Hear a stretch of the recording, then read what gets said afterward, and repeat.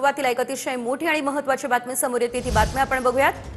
किशोरी पेडणेकर गोरेगावच्या वनराई police ठाण्यामध्ये दाखल झालेल्या आहेत। गोरेगावच्या नेस्कोमध्ये कॉन्सर्ट दरम्यान ड्रग्सच्या ओव्हरडोजमुळे 2 तरुणांचा मृत्यू झालेला आहे। वनराई पोलिसांनी काही आरोपींना यामध्ये अटक केली आहे। तपास देखील सुरू आहे। दरम्यान ठाकरे गटाच्या नेत्या किशोरी पेडणेकर वनराई पोलीस ठाण्यात पोहोचल्या।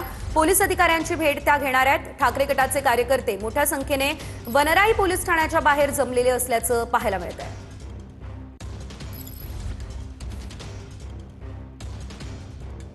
तर आपण पाहतोय किशोरी पेडणेकर गोरेगावच्या वनराई पोलिसात दाखल झालेल्या आहेत। किशोरी पेडणेकर पोलीस अधिकाऱ्यांची भेट घेणार असल्याची देखील माहिती मिळते आहे। ठाकरेंच्या सेनेचे कार्यकर्ते वनराई पोलीस स्थानकाबाहेर जमलेले आहे।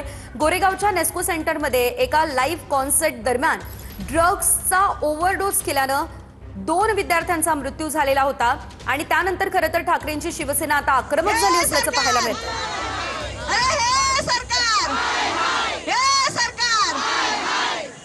निष्क्रिय सरकारचं करायचं काय? देवेंद्र फडणवीस,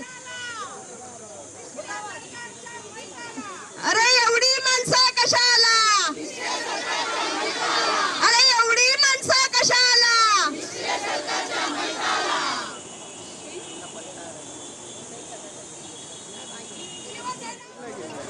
पोलिसांकडून पार्टी आयोजकांसह 5 जणांवरती गुन्हा दाखल करण्यात आलेला आहे आणि कोठडी देखील सुनावण्यात आलेली आहे। मात्र किशोरी पेडणेकर वनराई पोलीस स्थानकाच्या बाहेर आता दाखल झालेल्या आहेत। मोठ्या संख्येने गर्दी या ठिकाणी झाली असल्याचं पाहायला मिळत आहे।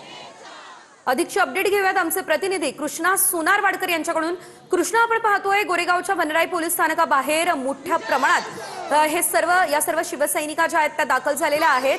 किशोरी पेडणेकर स्वतः या ठिकाणी पोहोचलेल्या आहेत। काय अपडेट या संदर्भात?